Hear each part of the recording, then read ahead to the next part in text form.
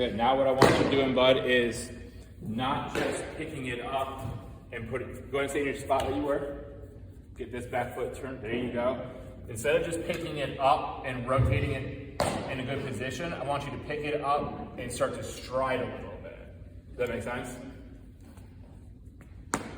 There you go. I'll bring this back a little bit more so that way you had the right idea of getting on the other side of it.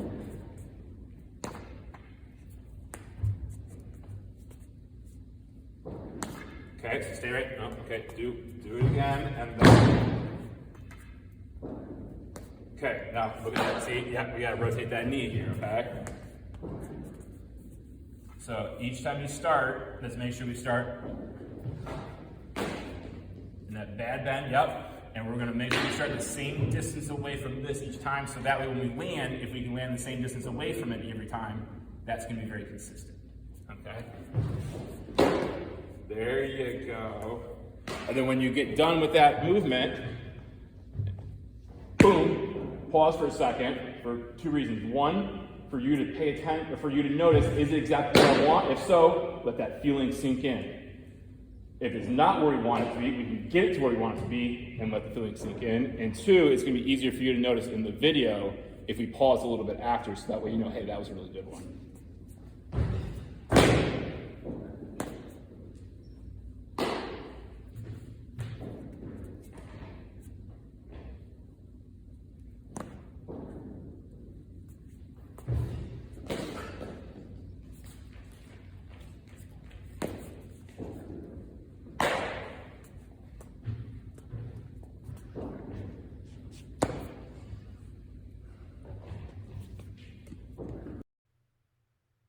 And we will be able to watch here our clips from this past week, and then we'll fade it into last week or week one, and we can see the differences in those knee positions. So fantastic job with our drills, and we can see how those drills lead to changes.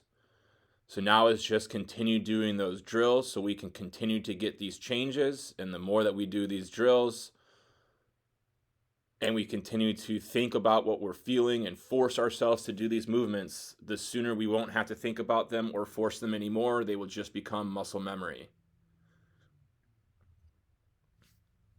So again, week one compared to this week. Big adjustment with that knee and that foot on that front leg. Big thing here is just noticing how that front knee, we need to lock it out. That'll be something we'll work on in a couple weeks after we get more and more confident with that front leg rotating. And then here, bud, we can see, obviously in the black was last night, and the gray was week one. And all at once, it may not be as easy to recognize, but if we slow it down, we're gonna be able to see it easier. So a pause that front foot strike here. Everything looks pretty much the same, but what we're going to notice is that front leg on that clip from this past week in the black shirt, that front knee starts to lock out as you're rotating to throw, which helps us with that samurai sword, that chopping wood thought process that we worked on this past week with you. We can see those changes in that clip with you in that's moving right now in the black shirt. If we just watch that front knee start to straighten out once we begin to rotate our throw, and that's going to help us with that aggressive rotation down and around, keeping that ball in our hand for longer, increasing our power.